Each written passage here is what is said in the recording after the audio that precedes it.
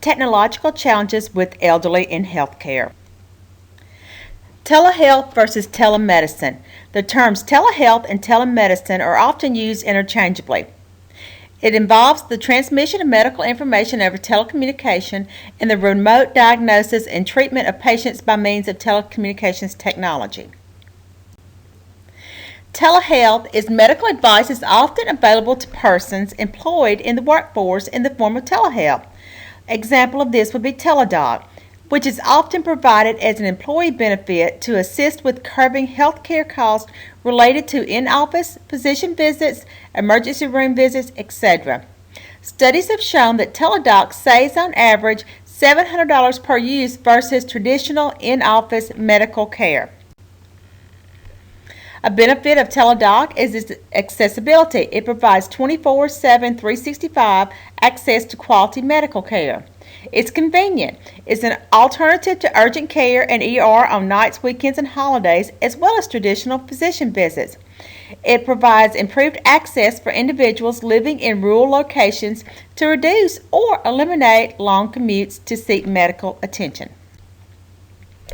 Some of the things that are treated by Teladoc are cold and flu symptoms, bronchitis, allergies, poison ivy, urinary tract infections, respiratory infections, sinus problems, ear infections, rash, skin infections, and fungal infections.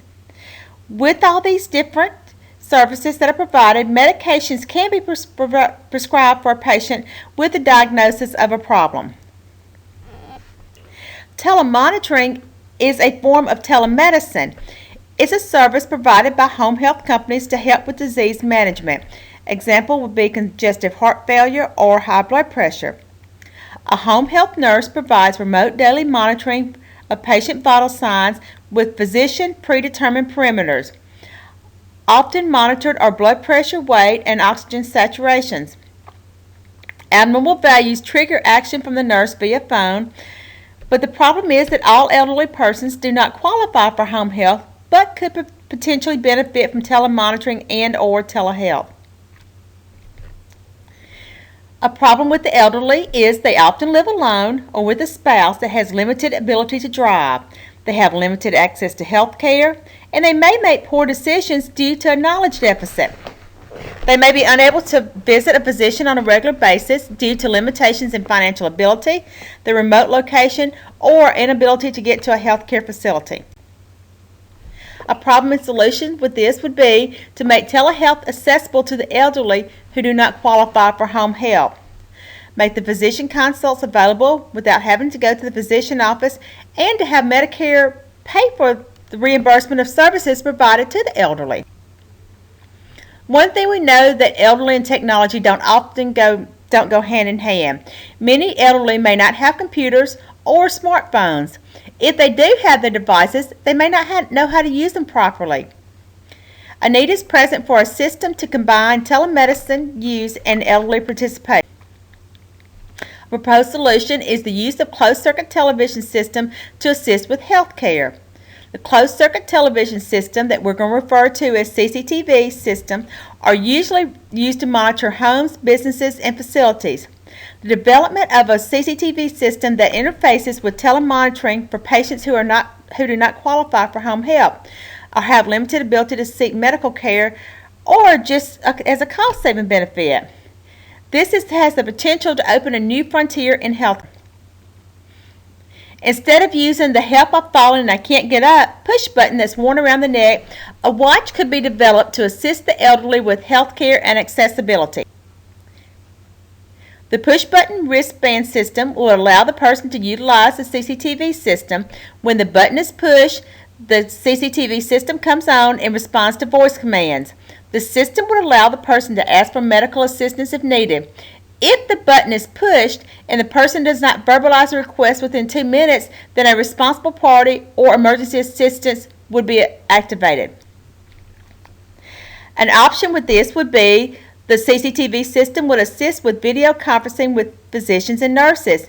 It would be easier for the patient to use than a phone app or computer camera, because they just push the button on the wrist to allow the camera to activate. The voice command will allow the person using the system to determine what services are needed.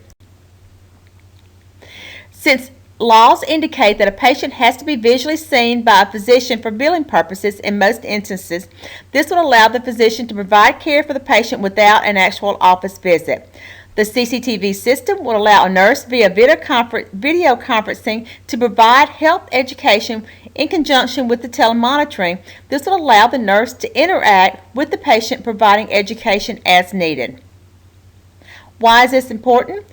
All elderly do not qualify for home health according to Medicare guidelines. Persons whose medication changes or is discharged from the hospital may not qualify for home health services, or the person may have a health-related question or need medication questions. A temporary CCTV system can be installed to assist with health education and assist with disease management. The implementation of the system would involve the patient can have a plug-and-play system that is set up in home and is sent home with them from the hospital or sent via postal service for simple installation. The patient must either be able to place the CCTV camera in a location for visualization or have a capable caregiver to install the camera. The camera will need to be placed in a location at approximately eye level when the patient is sitting to allow the patient to be seen by the camera. The camera will not have to be mounted for use. It can be on a hard surface for like table placement. The patient will have to have a cell phone service to use the system, since the service will require that for transmission. If the patient has internet, then the internet service might be substituted for cell phone service for transmission. One benefit of this system would be a caregiver can be present during video conferencing with the physician or medical professional to assist with medical information and to receive teaching. This will allow the physicians to discuss medical and health issues with the caregivers as well as the patient. The cost of the system is that if the system is sent home from the hospital after a recent hospitalization or a medication change, then Medicare would pay for the system, which is a retail cost of $175. The patient would sign a form stating that equipment will be returned in a certain time frame depending on the reason for needing the equipment. A monthly service charge for the patient would be $15 a month if Medicare or their insurance did not cover the monthly fee. One challenge for the proposal is that traditional Medicare does not currently cover telemedicine services that mimic normal face-to-face interactions between patients and their healthcare providers. Individuals are required to see a physician face-to-face to obtain medical care.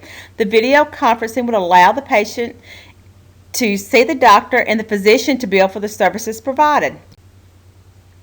Another challenge for the proposal is that licensing can be a problem for telehealth programs. Since most states require physicians to be licensed in the practice in the originating state site, the telehealth consultations with the physician across state lines require proper licensing paperwork.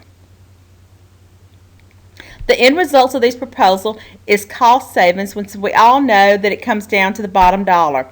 The cost savings achieved through the telehealth technology with the CCTV utilization will be realized by the patient, the insurance, and the overall medical experience by decreased physician visits, decreased emergency room visits, increased education provided by healthcare professionals, and the end results will be improved outcomes as evidenced by improved disease management.